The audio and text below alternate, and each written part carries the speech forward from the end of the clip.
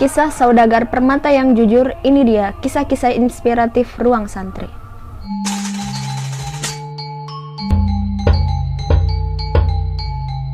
Bismillahirrahmanirrahim.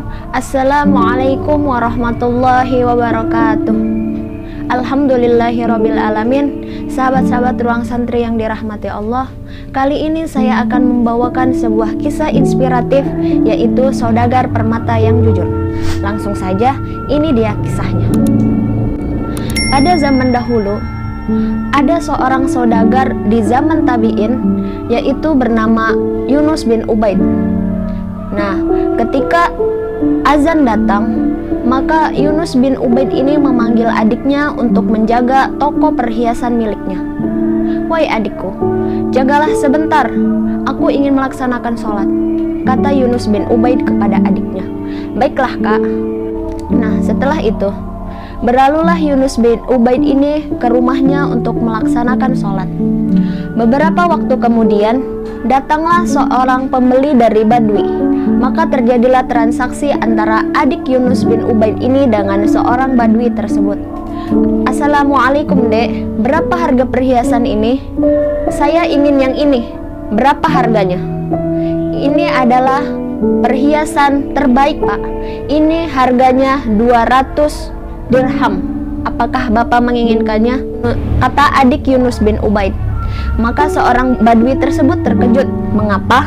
Karena harganya begitu sangat murah dibandingkan dengan harga perhiasan di kampungnya. Maka seorang Badui ini menghendaki harga 400 dirham kepada adik Yunus tersebut.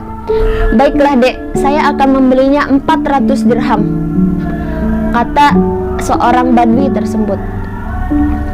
Adiknya menjawab, "Harganya 200 dirham saja, Pak, bukan 400. Silakan ambillah." Maka seorang Badui ini terus mendesak adik Yunus bin Ubaid untuk menghargai perhiasan itu 400 dirham. Maka adik Yunus bin Ubaid ini tidak menolak. Akhirnya seorang Badui ini pergi dari toko Yunus bin Ubaid. Nah, ketika di jalan, seorang Badui ini bertemu dengan Yunus bin Ubaid yang hendak ke tokonya untuk menjaga kembali. Maka Yunus bin Ubaid mengenal perhiasan yang ada di tangan seorang Badui tersebut. "Wahai Fulan, saya tahu perhiasan itu dari toko saya. Maka kamu membelinya harga berapa?" kata Yunus bin Ubaid kepada seorang Badui. "Harganya 400 dirham, Pak."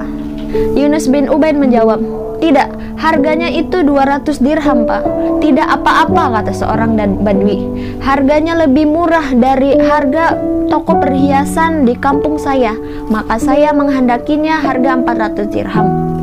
Yunus bin Ubaid itu mendesak seorang Badui ini untuk kembali ke tokonya untuk mengambil lebihan yang 200 dirham tersebut. Maka seorang Badui pun tidak menolak. Akhirnya kembalilah seorang Badui bersama Yunus bin Ubaid ke tokonya Yunus bin Ubaid yang sedang dijaga adiknya. "Ambillah 200 dirham ini." "Ya sudah kalau begitu," kata. Setelah menerima 200 dirham, maka seorang Badui ini pergi dari tokonya.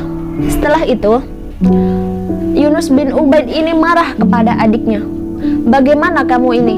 Harganya 200 dirham, tapi kamu memberinya 400 dirham.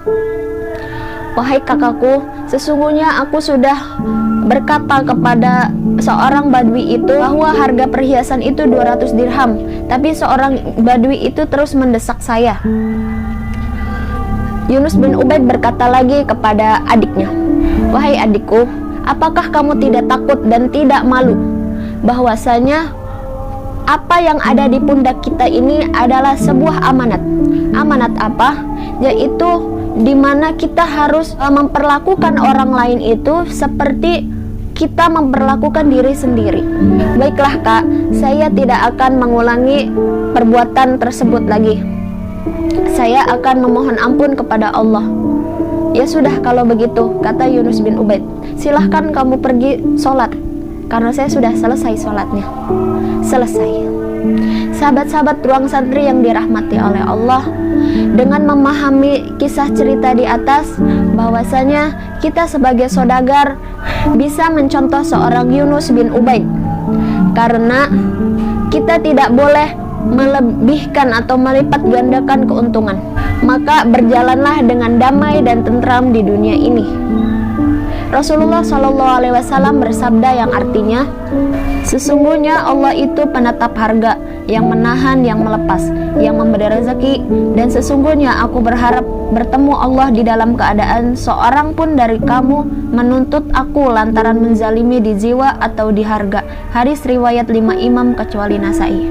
Sahabat-sahabat ruang santri yang dirahmati oleh Allah, semoga suatu saat kita menjadi pengusaha yang kaya raya dan beriman serta bertakwa kepada Allah, sehingga hidup kita tentram dan damai karena apa yang kita tanam, sehingga suatu saat nanti kita bisa tuai. Cukup sekian dari saya, kurang lebihnya mohon maaf. Akhirul kalam, wassalamualaikum warahmatullahi wabarakatuh.